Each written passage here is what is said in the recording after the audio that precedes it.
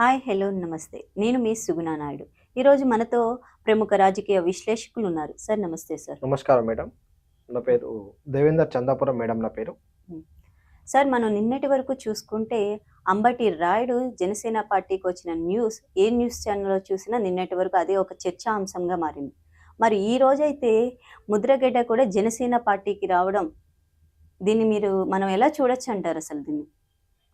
ఇప్పుడు జనసేన పార్టీ గానీ, ఇప్పుడు అంబటి రాయుడు గానీ, వీళ్ళు ముద్రగడ పద్మనాభం గానీ కలవడం అనేది ఇప్పుడు చర్చకు దారితీసింది. రాష్ట్రంలో ఉన్న ప్రజలు గానీ ఏదైనా.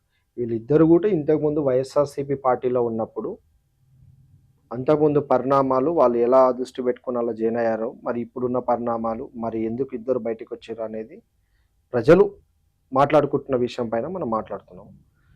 అక్కడ వైఎస్ఆర్ పార్టీ సిద్ధాంతాలు అని పార్టీది సంబంధించిన గానీ, ఫీడ్‌బ్యాక్ గానీ ఏమన్నా చూసుకుంటే రాష్ట్రంలో ఉన్న పరిణామాలు గానీ దృష్టిలో పెట్టుకొని చూస్తుంటే, అంబటి రాయుడు అనేది ఒక 4, 5 డేస్ కింద రాజీనామా చేసి మళ్ళీ జనసేన పార్టీలోకి రావడం జరిగింది.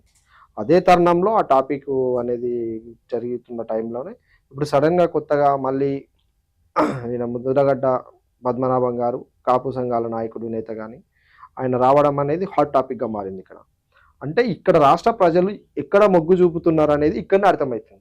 అంటే ఇంతకుముందు వైఎస్ఆర్‌సీపీ పార్టీ ఏం డెవలప్ చేయలేదు కాబట్టి, ఇప్పుడు అక్కడున్న నాయకులు గానీ, అక్కడ కుల సంఘాల నాయకులు గానీ, అక్కడున్న సంబంధించిన వివిధ నేతలు గానీ, అక్కడున్న ఇప్పుడు ఎవరైతే కొంచెం అసమర్థకు ఫీల్ అయిన నాయకులు గానీ అందరూ కూడా జనసేన పార్టీతోని టై అప్ అవుతున్నారు. ఎందుకంటే రాబోయే ఎలక్షన్‌లో జనసేన పార్టీ సిద్ధాంతాలు, జనసేన పార్టీ ఎళ్ళే వే గానీ, జనసేన పార్టీ తీసుకున్న నిర్ణయాలు గానీ అన్నీ కూడా పర్ఫెక్ట్‌గా క్యాచప్ పబ్లిక్‌లో తీసుకెళ్లేటంటి నమ్మకం అనేది ఇప్పుడు కొత్తగా అనిపిస్తున్నది.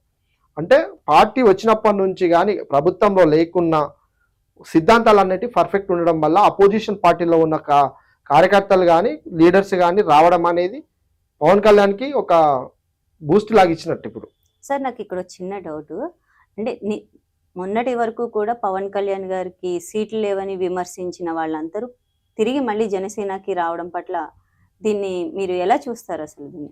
అంటే ఇప్పుడు ప్రభుత్వంలో వ్యవస్థలో ఎలా ఉంటదంటే ప్రజాస్వామ్యంలో ఒక లీడర్ గెలుస్తాడు, ఒక లీడర్ గెలవడు. గెలిచిన లీడర్ మళ్ళీ మళ్ళీ గెలవాలనేది కూడా ఉండదు. గెలవని లీడరు ప్రజాస్వామ్యంలో ఉండొద్దు అనేది కూడా ఉండదు. ప్రతిపక్షంలో ఉన్నా, పక్షంలో ఉన్నా కానీ ప్రజలకు అందుబాటులో ఉండే నాయకుడు కావాలని ప్రజలు అనుకుంటారు. కాబట్టి పవన్ కళ్యాణ్ ఓడిపోయినా కానీ ఇన్ని రోజుల నుంచి కానీ ఇప్పుడు ఇంత పార్టీ స్థాపించినప్పటి నుంచి కానీ ప్రజలకు అందుబాటులో ఉన్నాడు. కాబట్టి నెక్స్ట్ తరంలో కాబోయే సీఎం అయ్యే ఛాన్సెస్ ఉందని చెప్పేసి ప్రజలు అంటున్నారు. ఆయన వచ్చే నేతలు కూడా అనుకుంటారు. కాబట్టి జనసేన పార్టీతోని టైఅప్ అవుతారు.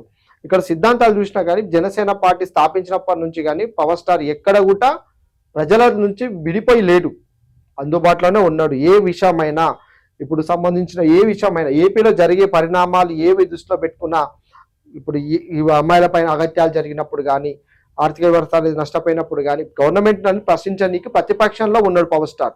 అంటే ప్రజల మనిషి. అదే ఒక స్టేట్ సీఎం మరి లేడు, అందుబాటులో లేడు. ఎందుకంటే ఒక సీఎంని కలవాలంటే ఒక సిస్టమేటిక్గా వెళ్ళాలి అనేది పాయింట్ ఆఫ్ లో రాజ్యాంగంలో ఉంటుంది. కానీ దాన్ని అతిక్రమించి జగన్ పరిపాలన చేస్తుంది. కాబట్టి ప్రతిపక్షంలో ఉన్నా కానీ పవర్ స్టార్ దగ్గరికి రావాలనుకుంటారంటే నాయకులు అంటే జగన్ పరిపాలన కన్నా జనసేన ప్రభుత్వం పరిపాలన అనేది చాలా ఇంపార్టెంట్. కాబోయే తరానికి కానీ వచ్చే ప్రభుత్వానికి కానీ వచ్చే ఆర్థిక వ్యవస్థ పైన నష్టం అనేది జరగకుండా ప్రభుత్వం కాపాడుతుంది అనేది ఒకటి తీసుకొని పరిగణలు వీళ్ళందరూ కూడా రావడం అనేది జరుగుతుంది. ముద్రగడ్డ రావడం వల్ల ఏమవుతుందంటే స్టేట్లో కాపు సంఘాల నాయకులు కానీ ఎప్పుడైనా రెడ్డిలు కానీ చౌదరీలు కానీ నాయకులు వీళ్ళందరూ ఉన్న వాళ్ళు కానీ వాళ్ళ నాయకులు కమ్మోలు కాపులు కానీ వాళ్ళే పరిపాలించారు. కానీ ఒక తరము మాది కూడా పరిపాలించాలి. నెక్స్ట్ ముద్రగడ్డ అంటే మాది కాపు సంఘాల నాయకులు పవర్ స్టార్ ఉన్నాడు కాబట్టి మేము ఆయనకు సపోర్ట్ ఇస్తే నెక్స్ట్ తరం మాది కూడా ఉంటుందని ఒక భ్రమలో కూడా రావచ్చు. ఇంకోటి నెక్స్ట్ వాళ్ళ కులం నుంచి నాయకుడు అవుతున్నాడని ఒకటి ప్రజలకు హెల్ప్ చేస్తాడు, ప్రజలకు ఏదన్నా వ్యవస్థ మారుస్తాడు అనే ఒక అంశం పైన కూడా రావచ్చు. అంటే మొన్నటి దాకా కాపులే జనసేనకి సపోర్ట్ లేదని ఇప్పుడు మొత్తం కాపు నేతలు పెద్దలందరూ కూడా జనసేనకి సపోర్ట్ చేయడం ఇది ఒక గుడ్ న్యూస్ గా మనం భావించవచ్చు అంటారు. 100% మేడం, గుడ్ న్యూస్ ఎందుకు భావించవద్దు? ఎందుకంటే ఎవరైనా వాళ్ళ కులం నుంచి ఒక నాయకుడు పుట్టుతున్నాడు, ఒక నాయకుడు సీఎం అవుతున్నాడు అనుకుంటే ఒక నాయకుని వెంబట నడవడంలో తప్పేం లేదు. ఎందుకంటే రేపు పరుగు ప్రతిష్ట అనేటివి వచ్చేటివి అంటే వచ్చి మొత్తం వాళ్ళ సంఘ నాయకునికి వాళ్ళ జాతికి వస్తాయి కాబట్టి అది మంచిగా గుడ్ న్యూస్ గా గుడ్ న్యూస్ గా ప్రజలు ఆనందించాల్సిన విషయము. మనము ఎప్పుడైనా రాష్ట్రాన్ని ముంగరు తీసుకెళ్తున్నప్పుడు అంటే మన కులం నుంచి ముందుకెళ్తున్నట్టే మన తరం కూడా ముందుకు వెళ్ళినట్టే. ఎప్పుడు కాపులు సంబంధించిన వాళ్ళు కానీ, రెడ్డికి సంబంధించిన కానీ, నాయుడుసి చౌదరిసి ఇలానే కాకుండా కాపు సంఘాల నుంచి కూడా ఒక నాయకుడు సీఎం అవుతుందంటే ఎవరైనా దాన్ని ముందుకు అడిగేయడానికి ప్రతిపక్షంలో ఉన్నోళ్ళు కూడా జనసేన పార్టీలో చేరడం అనేది కూడా ఇప్పుడు కాంగ్రెస్ లో ఉన్న నాయకులు కూడా రేపు పొద్దున చేరొచ్చు జనసేన పార్టీలో. ఎందుకంటే పవర్ స్టార్ తీసుకున్న సిద్ధాంతాలు ఎట్లుంటాయంటే ప్రజలకు దగ్గరలో ఉంటాయి.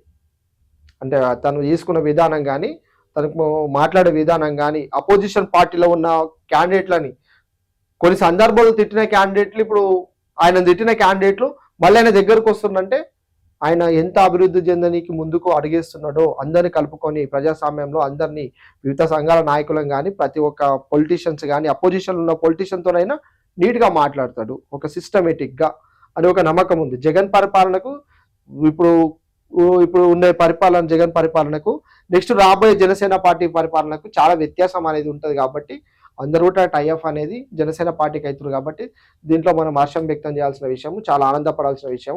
ఇంకోటి అంబటి రాయుడు ఇప్పటివరకు గుంటూరు టికెట్ ఆశించి వైఎస్ఆర్ పార్టీలో ఉండే సడన్ గా జనసేన పార్టీకి రావడం వల్ల కూడా ఏమవుతుందంటే ఒక స్పేట్స్ లెవెల్లో కానీ మంచి పరిణామాలు అనేవి ఉంటాయి. రేపు వాళ్ళిద్దరు కూడా టైఅప్, ఒక సినీ యాక్టర్ కానీ, ఒక ఆయన రాజకీయ పరిణామాలు ఒక కాబోయే సీఎం కానీ, వాళ్ళిద్దరు కూడా టైఅప్ అయ్యి చేస్తే ప్రజల్లో ఇంకో తొందరలో వెళ్ళిపోతుంది. ఎందుకంటే ఆయన ఒక ఇండియా ప్లేయర్, ఆయన ఒక స్టేట్కి సంబంధించిన కాదు, ఒక ఇండియాకే ప్లేయర్ కాబట్టి ఆయన ప్రభావం అనేది ఖచ్చితంగా ఉంటుంది. ఆయనకు సంబంధించిన ఫ్యాన్స్ కానీ, ఇప్పుడు ముద్రగడ్డ అని కూడా కాపు సంఘాల నాయకుడు కాబట్టి వీళ్ళిద్దరు కూడా కలిసి జనసేన పార్టీతో ముందుకు వెళ్ళడం అనేది చాలా గర్వంగా ఫీల్ కావాల్సిన విషయం. ఇది ఎక్కడైనా ఏపీ ప్రజలు ఎవరైనా మంచి నాయకుడినే కావాలనుకుంటారు కాబట్టి జనసేన పార్టీతో ఇతర నాయకులు కూడా ముందు వచ్చే తరంలో ఉంటారని నేను అనుకుంటున్న ఎలక్షన్ వరకు. ఇంకా సో చూసారు కదా, మరొక రాజకీయ అంశంతో మళ్ళీ కలుద్దాం. నమస్తే సార్. నమస్కారం మేడం.